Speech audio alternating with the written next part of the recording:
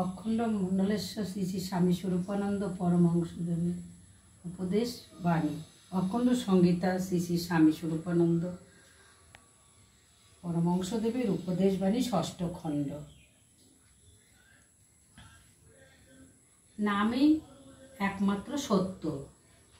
অপর একজনকে শ্রী শ্রী বাবামণি বলিলেন, যে নাম তুমি যোগ করে যাচ্ছ, জানবে এই নাম ছাড়া নিখিল ব্রহ্মাণ্ডে আর কোনো বস্তু নেই। এই নামই একমাত্র সত্য, অপর সকল বস্তু মিথ্যা। এই নাম দিয়ে ব্রহ্মার ব্রহ্মত্ব, শিবের শিবত্ব, বিষ্ণুর বিষ্ণুত্ব। এই নামেই দেবতার দেবত্ব, ঋষির ঋষিত্ব। এই নামেই আত্মারাম পুরুষের পরিপূর্ণত্ব। আর সব ছেড়ে দাও, আর সব ভুলে যাও, একমাত্র এরই সঙ্গে করাও আত্মার মিলন। একমাত্র এরই সঙ্গ করো। নামকে জানো বন্ধু, স্বজন, মাতা পিতা, প্রভু এবং পতি। নামকেই জানো গুরু এবং আশ্রয়দাতা।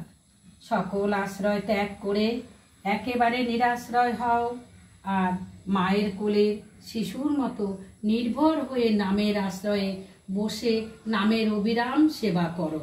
আশীর্বাদ করি বারংবার।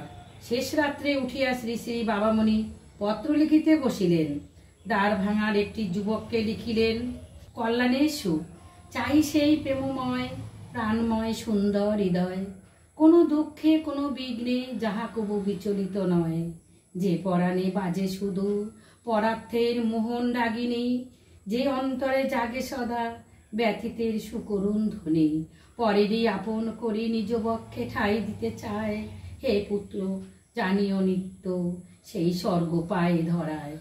স্বর্গ লোভে কতজন কত কিছু করে আচরণ। কেহ থাকে ঊর্ধ্ব বাহু, চতুর্দিকে চালে হুতাসন। কেউ শিরে জটাভার বহে, কেউ কঠিন শৃঙ্খল চরণে কটিতে বাঁধে, কিন্তু যেন সকলে নিষ্ফল। পর দুঃখে নিজ প্রাণে, দুঃখ যদি না হয় জাগ্রত, সকল তপস্যা তার ব্যর্থতা হয় পরাহত। নিজ সুখে অনাসক্ত পর দুঃখে বিব্রত যে জন, তারই স্থির চিত্রে মাঝে পরমাত্মা করেন রমন। তারই জীবনের কর্মে ভাগবতী লীলার প্রকাশ, পবিত্র পরশে তার বসুন্ধরা করে আস। তেমন আনন্দ মধু সুরসাল জীবন তোমার লব্ধ হোক পুত্র মোর। আশীর্বাদ করি বারংবার। ইতি সুবাসী স্বরূপানন্দ। সঙ্গের প্রভাব। অদ্য শ্রী শ্রী বাবামণি মৌন চলিয়াছে। মৌন অবস্থাতে শ্রী শ্রী বাবামণি ইষ্টক নির্মাণের কাজে শ্রম করিলেন। সকলে মিলিয়া আর 1420খানা ইষ্টক প্রস্তুত করিলেন। শ্রী শ্রী বাবামণি নিজে মৌনী হইয়া কাজ করিতেছেন। ইহার ফল গতকল্য তত প্রবলভাবে উপলব্ধ হয় নাই। অদ্য কিন্তু দেখা গেল অধিকাংশ যুবক কর্মী কাজ করিবার সময় আশ্চর্য রূপে বাক সংযম করিতেছেন। হরি ওম, হরি ওম।